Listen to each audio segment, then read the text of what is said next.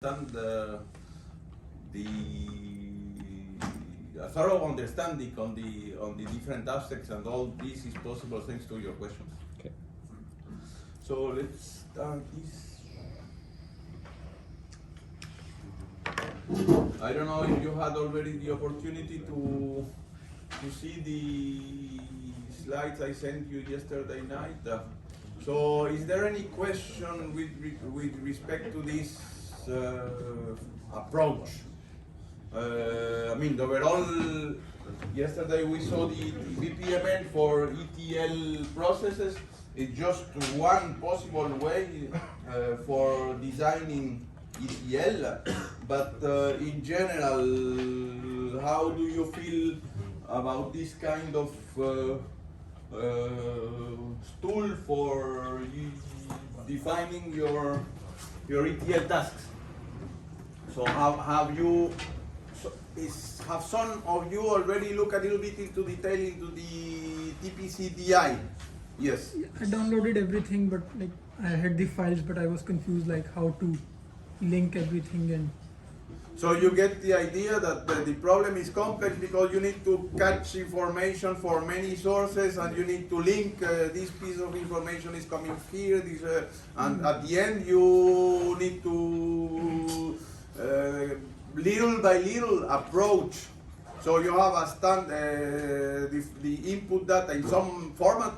At the end, you have a completely different format with a different granularity in the data warehouse, and by definition, you need to do a little by little approaching this target format of the data. So this is the only way to do it. There is no possible way to do it in a single step. So this ETL language based on BPMN is, you can use whatever language, but the idea is that you need to sequence all this process to little by little reach the target format. And so you can do the same thing in all these data science tasks. Nowadays, data science in general is done in Python. Let's suppose who has ever done data science pipelines in your favorite language? Who has already experienced doing that? Yes. Can you, both of you, tell a little bit about your experience? How did you do this process? No, you Philip, go, you go first. Okay, sure. Well, I used R, Uh-huh. and so I started with some very clean, perfect data. How did you manage to get very clean, perfect data? Because I was following an online course that Uh-huh. provided it, and so yeah, it was quite simple because I was doing a step-by-step process that told me exactly what to do. So it was very easy. But the idea is that you have dirty data. This is the standard.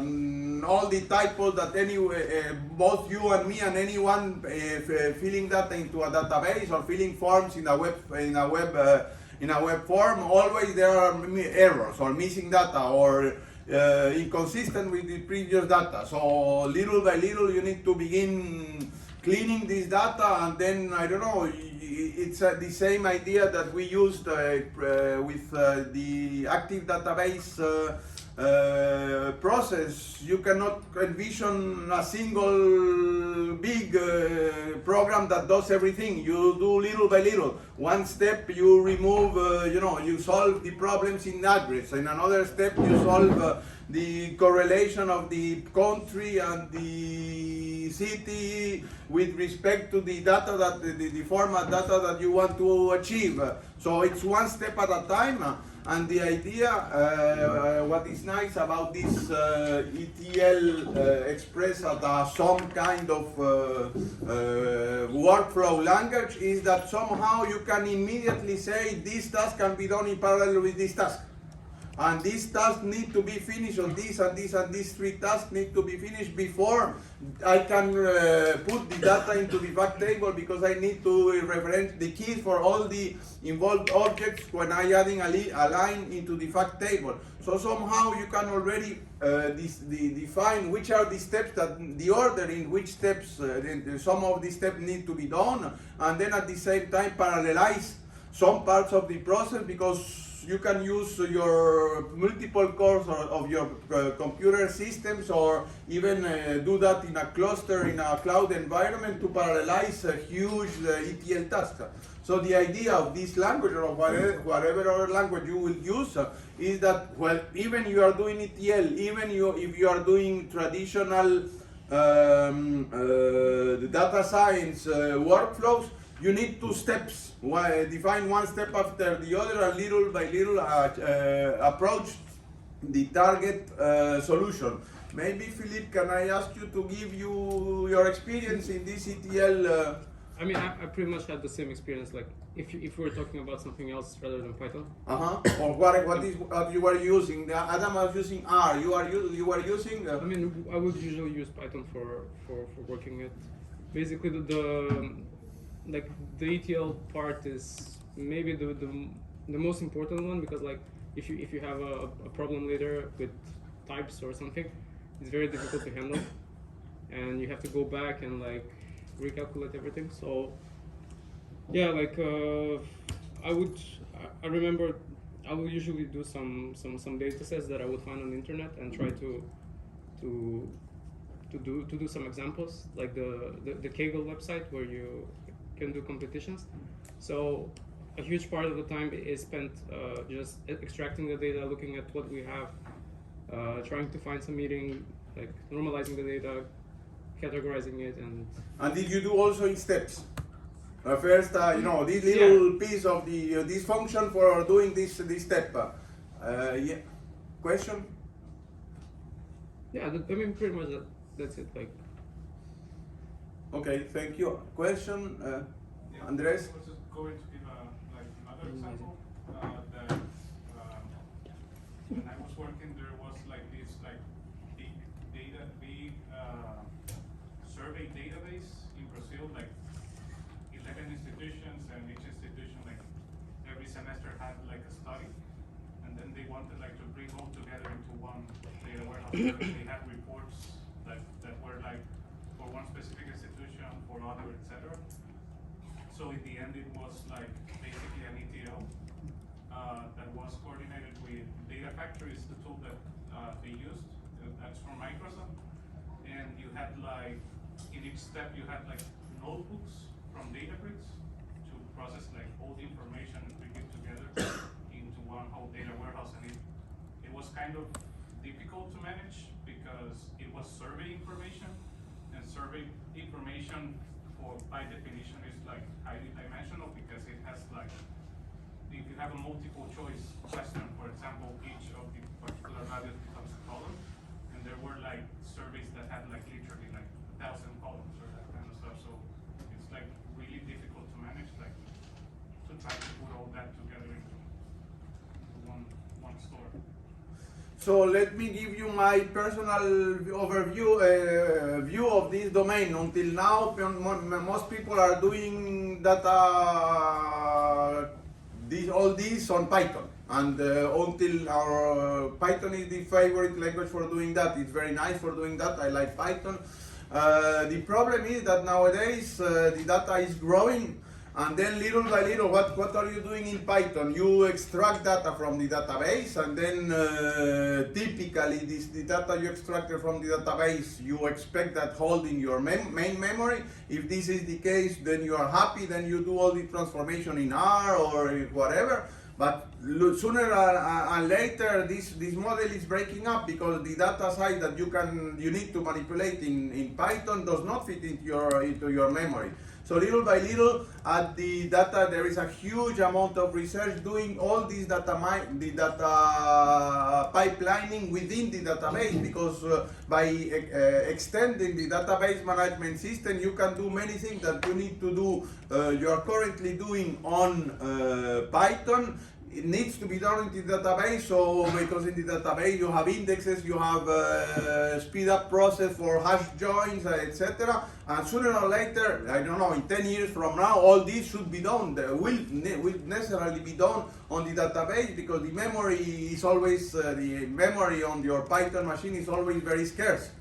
So this is where things are going. Little by little, people, database management systems are being extended with machine learning functionality. This is still little by little, putting some functionality in the database system is complex because you need to take care of many other issues than simply adding machine learning functionalities. But little by little, this will be in the next 10 years from now. Most of these tasks for pipelining in data science should be done in as much as possible into the database systems. What else I would like to do? Yes, an important. Adam, you answered an important thing, a striking question. A couple of lessons ago about when we were talking about temporal aggregation in the other course, temporal aggregation in the advanced database course, and your question was, how come this is kind of enumerating all possibilities, and what happens if we forget one possibility? So this is, then I answered, and after my answer, when I was going back to home, I realized that indeed this is the same idea in any engineering science. I don't know if you have heard that recently the American Army have resigned a contract with Microsoft, I don't know how many milliards, about this virtual reality cast that they were delivering, Microsoft was delivering to the Department of Defense of United States. Have you recently read this? So they forgot to, of course, they proved Microsoft tested this virtual reality cask in multiple environments. They just forgot to test it when it is raining. So imagine if you're on the field and Microsoft forget to test basically this as soon as there is rain, this cask, this virtual reality cask is not long working, does not work anymore. So compare with the same case about temporal aggregation, or even here in ETL. ETL, you are thinking to correct all possible typos when you put USA or United States or Germany or Deutschland or etc. All possible ways in which a simple address can come. Next, you build your ETL process, is working perfectly. You launch the next refresh, and then someone else put another example in your ETL that you didn't consider before. Of course, then this ETL process is continuously improving itself, because you need to take into account one additional typo, one additional case that you didn't expected at the beginning. So this is the normal way of basic engineering in general. You need to envision all the cases, especially for ETL. But the next time you run your ETL, there are new users that added new information in a way that you are not expecting, and then you need to again take into account this case into your ETL process. You get the idea? So it's a never-ending story, this ETL process, because you cannot envision all possible typos and all possible ways in which a user can provide this information, unless you put a very precise, the surveys in particular are very complex, because surveys are, even if you constrain very much the possibilities for filling the survey, sooner or later you need to add text, and as soon as you add text, free text, then you are really with a lot of problems to get this text translated into something manageable within the database or within your machine learning system. So this is the point to say the ETL is a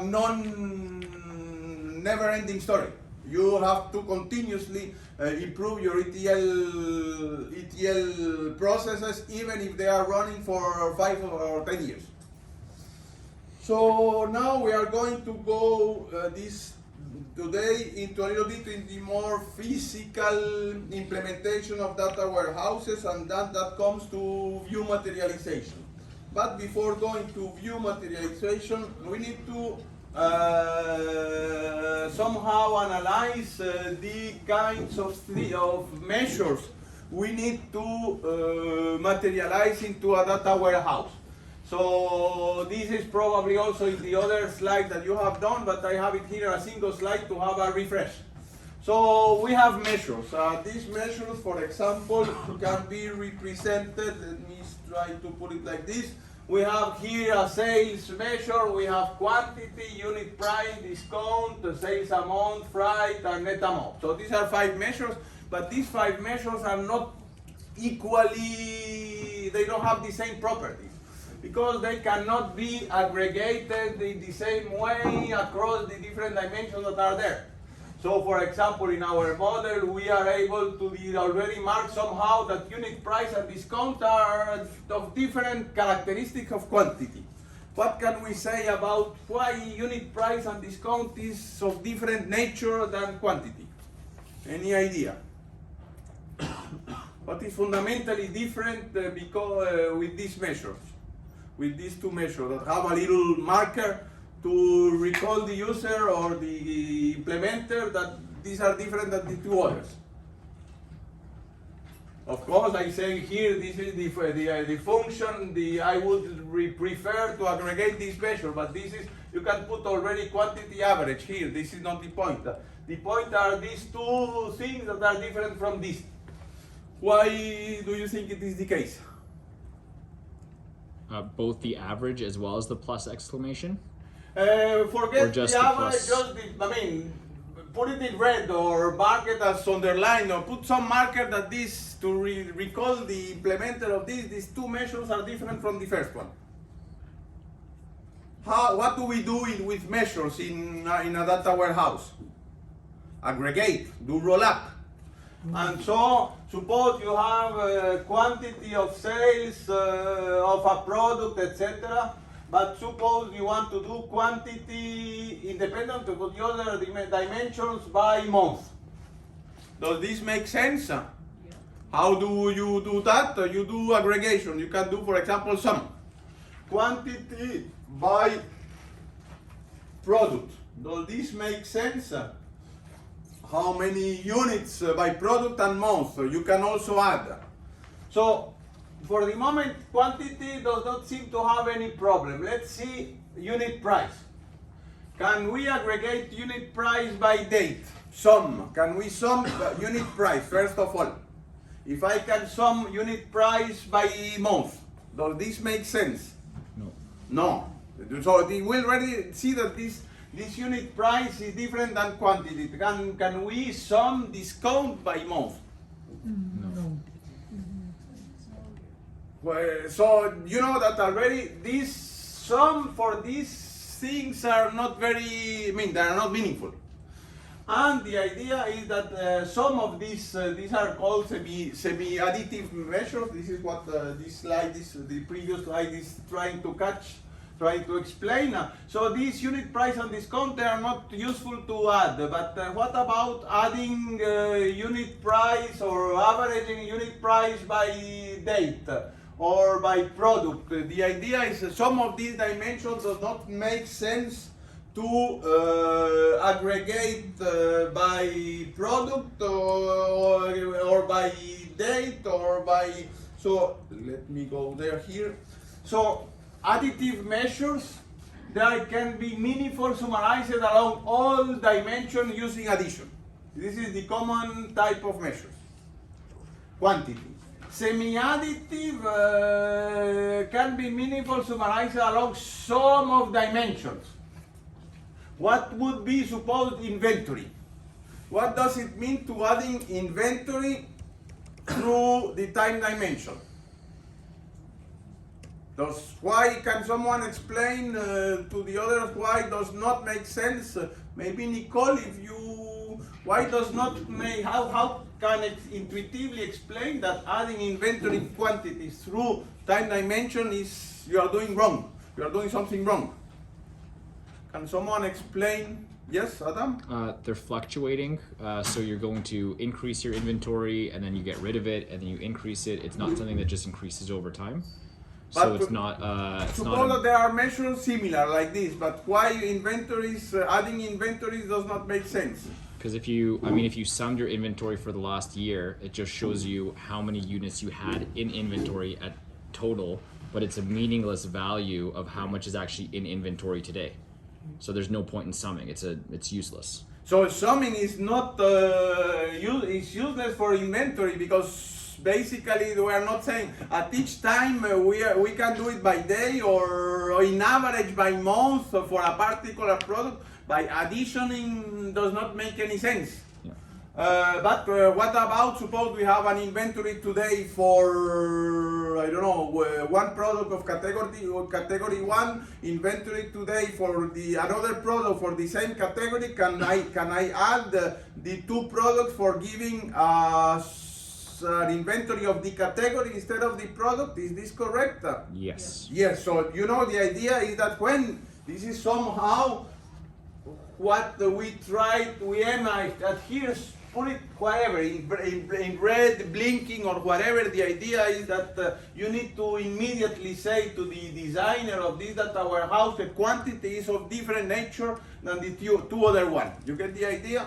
So we need to, now that we are implementing this data warehouse, if you put as select group by using sum for unit price, you are doing giving your manager wrong results. Okay, for that, this is the idea. So let's see, and then there are in addition non-additive measures that cannot be summarized across every dimension. What will be the exchange rate by month?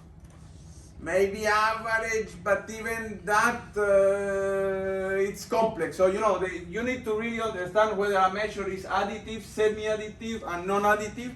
These are the semantic level. So things that have sense and meaning, or they are completely wrong when you add up these things. The classification of measure is implementation wise. And here we are talking a huge data warehouse that needs to be distributed over a cluster. And basically here we are asking ourselves how much of this can be parallelized.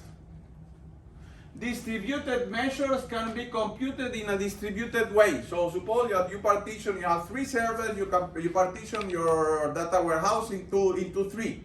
I mean, each server has 1/3 of the sales fact. Okay?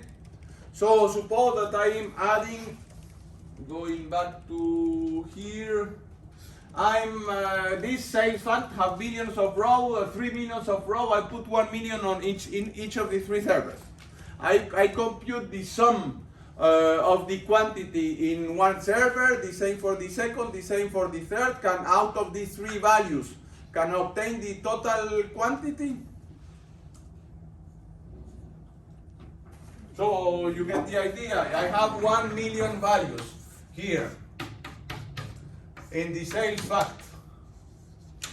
I give this set of rows for server 1, this set of rows for server 2, and this set of rows for server 3.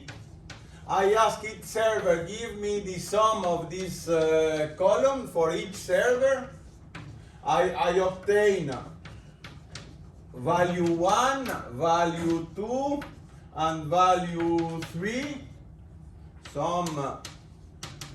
Can I add these 3 values to obtain the total value? Yes. So this is the most general case where I have distributed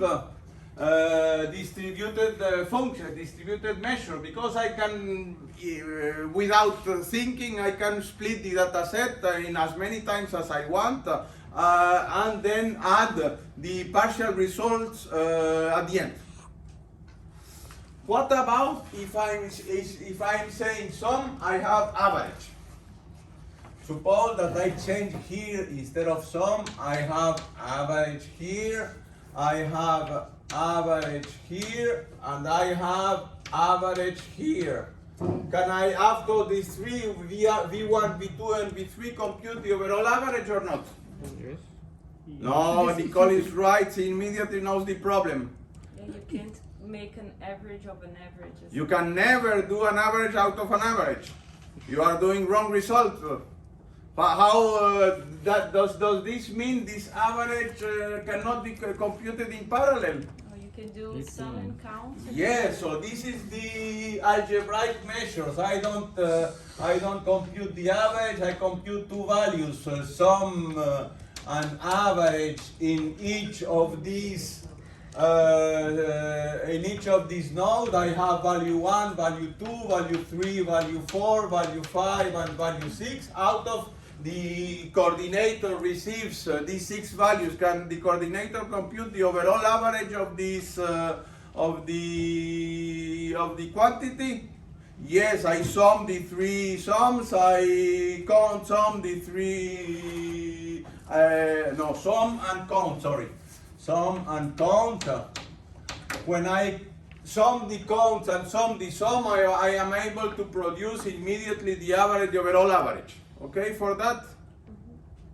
Now the holistic measures, and then can you remember or can someone recall what is median and what is a rank? For example, at every time I publish my grades for every course I gave, even for the Bachelor 2 course, I need to give, of course, the individual grades of each question on for the examination, but I need to put the average and the median. Why I need to put why the average is not enough? Yes.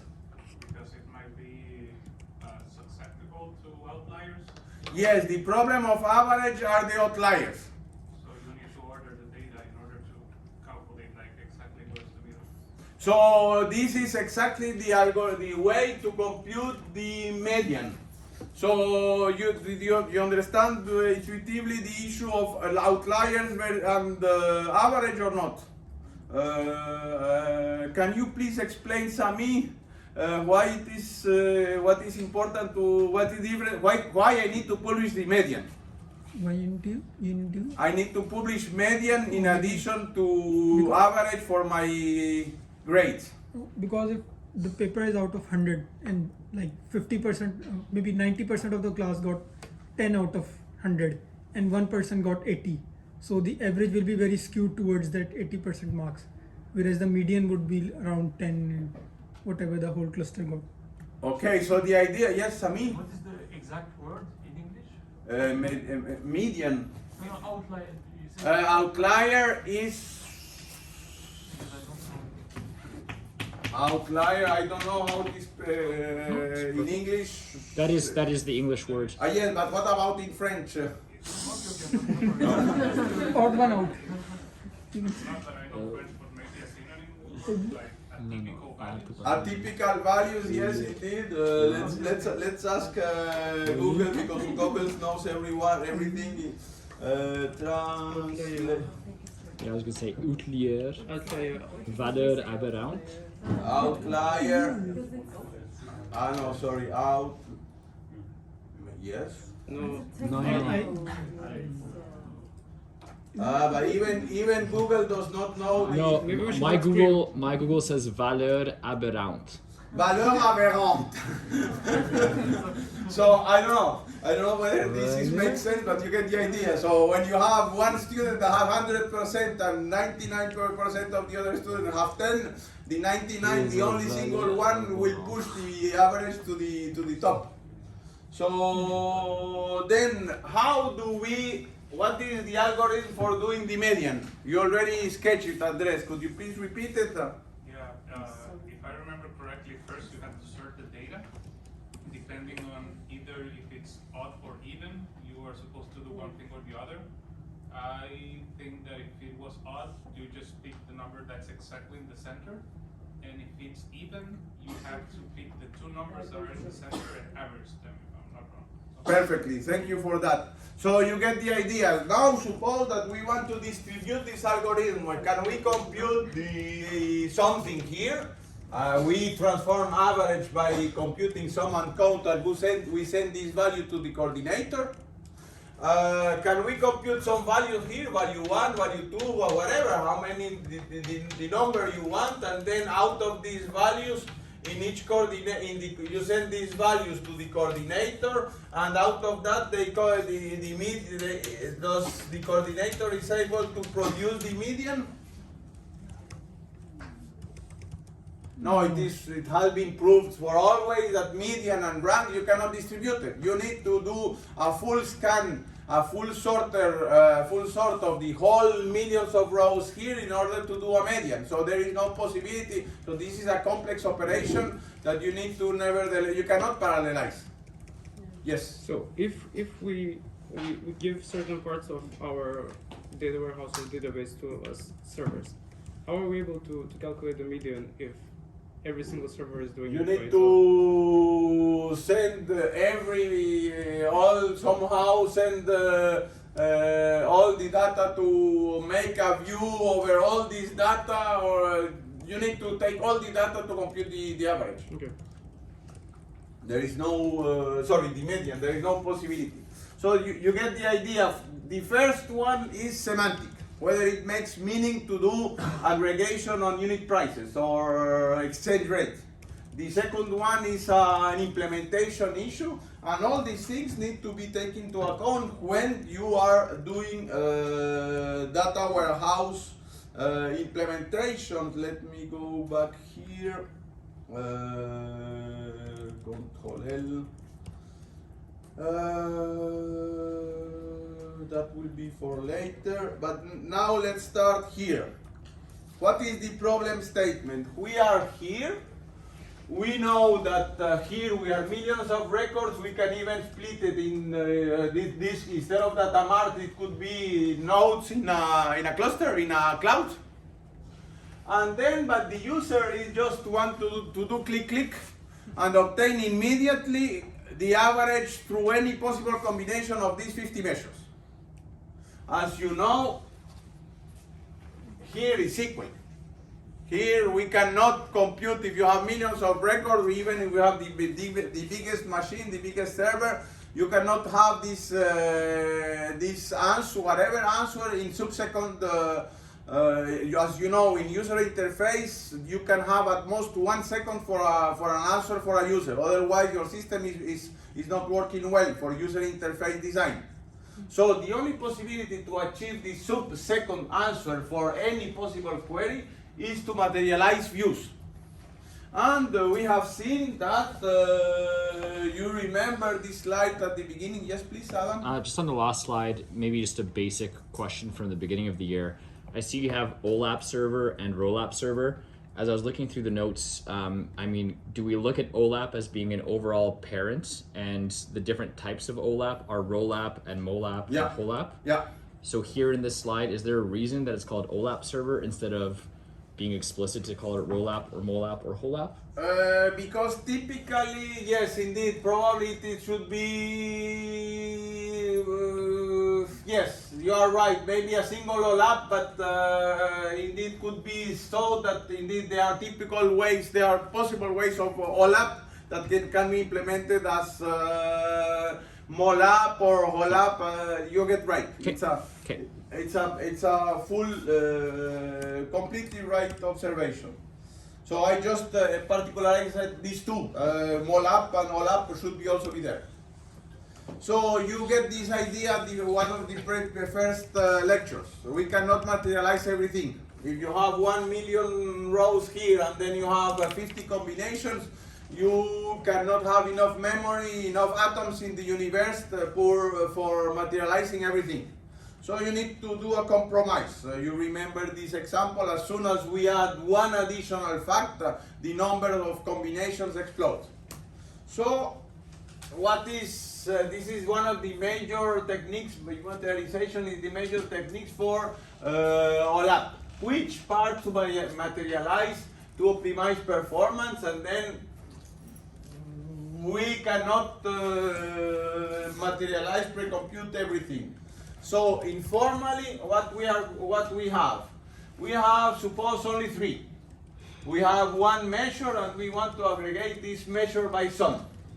So as you remember, a data cube has the user can have all possible subsets in the group by part, group by supplier and part, group by part and customer, so that there are 2 to the power of 3 combinations that the system needs to be answering in the subsequent. Therefore, for example, we need to say that this product for this supplier, independent on the customer, we have 165 units sold. Okay. So this is one possible combination. But basically, you need to accept all possible combinations here. So among all possible combinations, suppose that these are the 4 more frequent ones. 2 to the 8, 2 to the 3 is 8. Out of the 8 combinations, these are the more frequent ones. So we need to optimize this. And the others, we don't care. We cannot optimize everything. So let's see this example. We have part supplier, we have supplier and part customer. So somehow we need to organize the queries will be quantified by the grouping attributes, and these combinations are disjoint somehow. We have 8 possible combinations that are disjoint, and the union of these queries is the complete cube. So suppose that you have this cube that we have seen in 3 dimensions. This is the base data, and we need to, if we say, so let's go here, supplier is to the top, part is to the right, and here is perpendicular, customer. So when we say give me the aggregation by supplier and customer, so we are having independently of the part. So independent of this dimension, this is one possibility. If we have independently of the customer, only by customer will be that. So you get the idea. We cannot compute all possible combinations, let me see. We cannot compute everything. So we need to, according to the query load, you need to analyze how many times this query through 1 month or 2 months or 6 months, and you get the top 10 or top 5, and then you optimize this top 10 or top 5. So the problem statement is as follows. So we have to, what is the cost of evaluating one possible combination? This example here, from the fact table we choose these dimensions, and we aggregate one particular measure by sum. How can we simplify the problem to think about? We basically, to compute that, we need to go basically what the essential factor is the size of the database. Why? Because let me go to one slide that we didn't have time yesterday to access. It was that. So for example, we need to do this aggregation. How can we do this aggregation efficiently? We have ABC, so product, customer, and time, for example. One possibility would be to do a sort.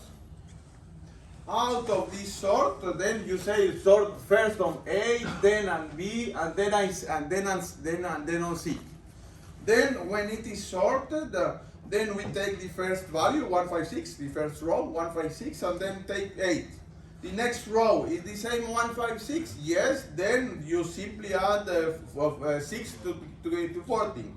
The next value is a new value, yes, then we add one additional column, one additional row in the result. And then the next one is another one, again the same value, we add 17, and this is the last value. So you get the idea. By sorting according to the aggregation, you have a single scan to produce the aggregation. So this is somehow what is expressed here. Basically, to compute this, we sorted on all the attributes, and then the cost of sort is n log n, and this is the cardinality of of the relation R, and that could be the cost. You get the idea?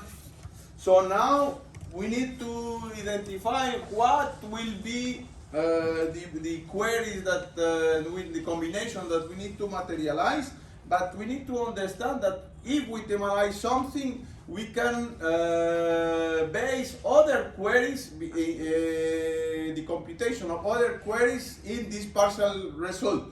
So suppose that you have part and customer. So you have for each combination of customer and part, then you have the sum of sales. Is it possible, so this is materialized. Can we use this materialized result to compute this?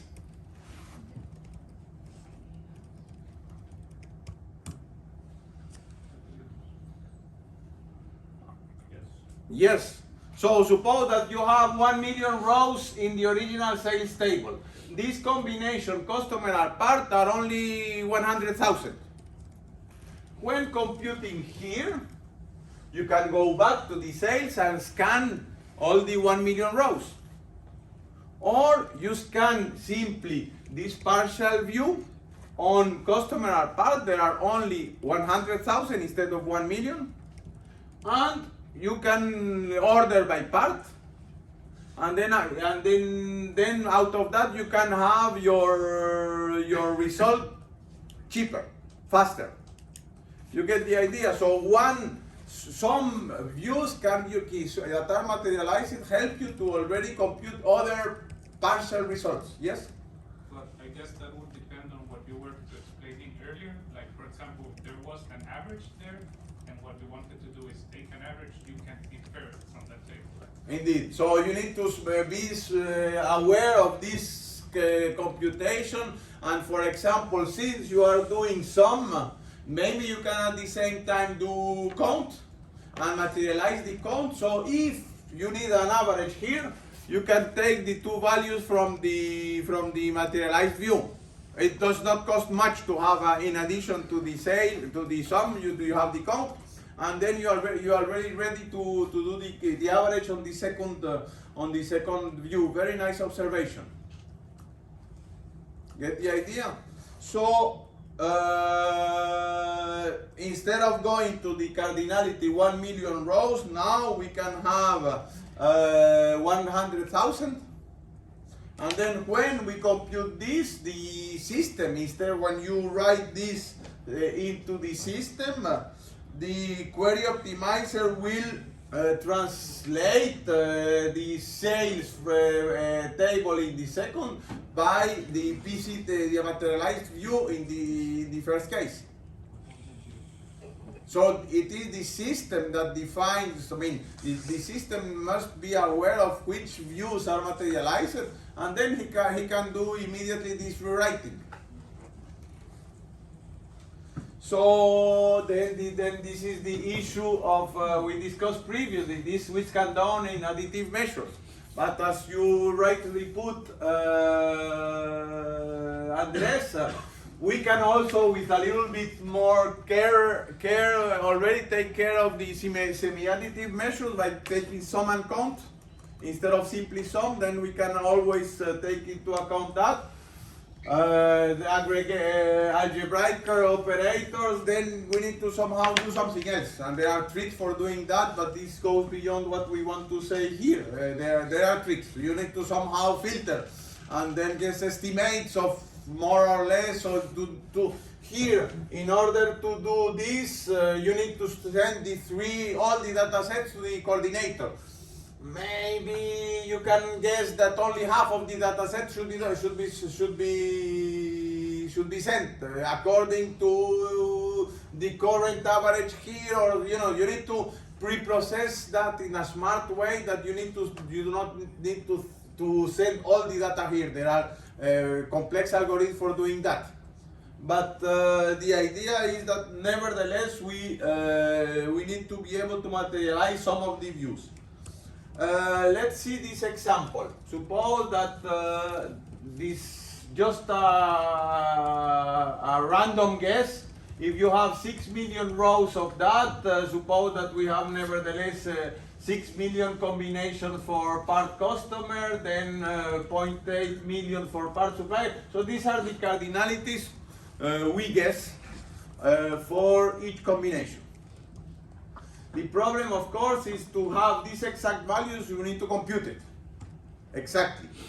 If we can guess, there are good guess algorithms for, we don't, if there is one, having 100 more or 100 or less, or more or less here is not, or 10 more or less here is not important. But we are more or less estimating the order of magnitude of each combination. How to, when the user asks this, we need to go to the cost is this, basically. Every time we need to compute that from the sales fact table, from the base, from the raw data. Suppose that here we materialize this, and this. Then the cost of the manager can ask any possible combination. But now some combination, this one is already materialized, is this. Part supplier is materialized, so both part and supplier, I don't need to go to the 6 billion rows. I can just put a query on part supplier. And then I have a much less cost for having these two. This is materialized, so for give me the total sales, independent of any dimension. I can go to the 6 billion, I can go to the 800,000, but I can compute it here. And this will be much faster than the fastest way to compute the overall sales. Yes? Why is the materialized cost for part and supplier greater than the unmaterialized cost? I would expect it to say 0.01 and 0.2. This is the actual number of rows. Oh, okay. This is the actual number of rows, but in order to compute it, I don't need to go to the 6 million rows. I can compute it from the partial result. Okay, thank you. Okay for that? So our problem, so the total cost is this, instead of 48 million. So now my data cube is more efficient than when nothing is materialized. Yes? I have a question. Why do we have one under the empty query? This is give me the overall sales, independent of part, supplier, or customer. The result will be just the value. It selects sum from sales amount without group by. There is only one answer. Yeah, okay. Question? Yeah, my question was more regarding like, okay, you have like these materialized views that you can reuse in order to generate like other materialized views of what you need. Is this like something that building a cube, the sole fact of building a cube already has that optimization? Or is it something that, for example, if you're not using, if something like you have to take into account when designing the views?